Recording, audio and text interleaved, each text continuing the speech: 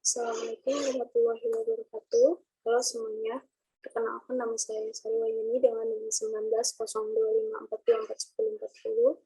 Kali ini saya akan menjelaskan yaitu proses kedinamisan pantai dari mata kuliah Dinamika Pantai oleh Bapak Mario Putra Suraya. Saya akan menjelaskan proses kedinamisan pantai. Materi pertama yaitu pengertian. Pantai sendiri merupakan batas antara daratan dan lautan yang mempunyai batas antara pasang tertinggi hingga pasang terendah. Wilayah pantai juga merupakan suatu sistem dan keseimbangan yang dinamis dan tidak stabil. Terdapat beberapa faktor yang dapat mempengaruhi kondisi suatu pantai yang sering disebut dinamika pantai. Dinamika pantai itu adalah suatu proses pembentukan profil pantai yang sangat dipengaruhi oleh littoral transport.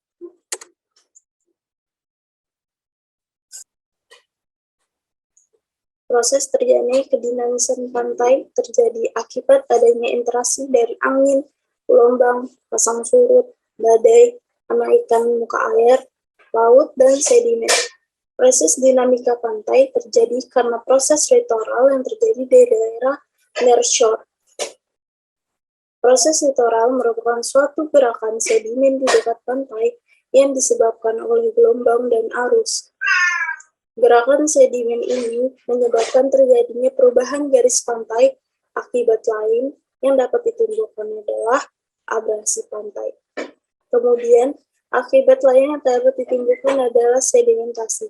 Sedimentasi adalah pendangkalan suatu pendangkalan atau suatu penambahan daratan pantai akibat adanya pengendapan sedimen yang dibawa oleh air laut. Dalam proses dinamika pantai dipengaruhi oleh 3 faktor seperti gelombang, arus, dan pasang surut.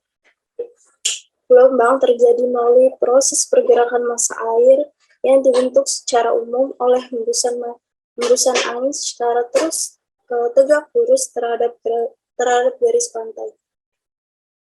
Maka kuat hembusan angin dan makin lama hembusannya, maka semakin besar gelombang yang akan dapat ditimbulkan.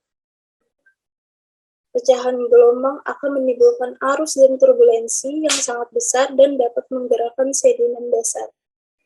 Gelombang yang pecah di daerah pantai merupakan salah satu penyebab utama terjadinya proses erosi dan sedimentasi di pantai. Selanjutnya yaitu arus.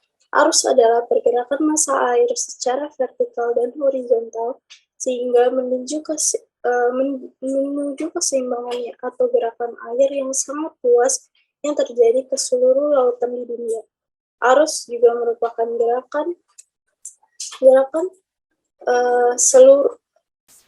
mengalir suatu massa air yang dikarenakan tipuan angin atau perbedaan densitas atau pergerakan gelombang panjang. Arus berfungsi sebagai media transport sedimen dan sebagai agen pengerosi, yaitu arus yang dipengaruhi oleh hempasan gelombang. Gelombang yang datang menuju pantai dapat menimbulkan arus pantai.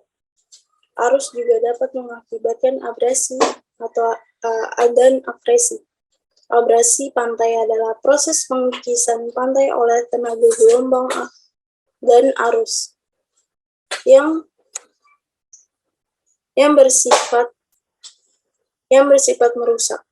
Sedangkan abrasi atau sedimentasi adlah pendangkalan atau penambahan daratan pantai akibat adanya